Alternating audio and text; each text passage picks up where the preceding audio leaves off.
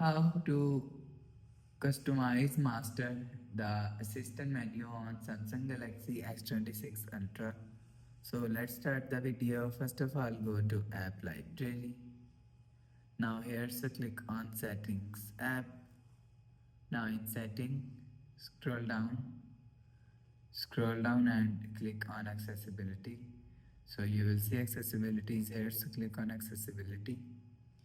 Now here, so click on interaction and dexterity. So after click on interaction and dexterity, so click on assistant menu. So after click on assistant menu, so first of all turn on this button. So after turn on this button, so if you want to customize, so click on select assistant menu themes items.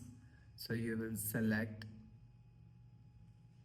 themes items from here and select app from here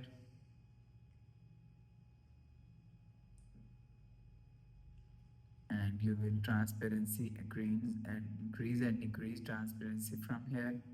So you will see assistant menu is ready. So after the process, go back to home screen, refresh phone. So that's how you can customize master the assistant menu on Samsung Galaxy S26 Ultra. So if you like the video, please subscribe. Thanks for watching.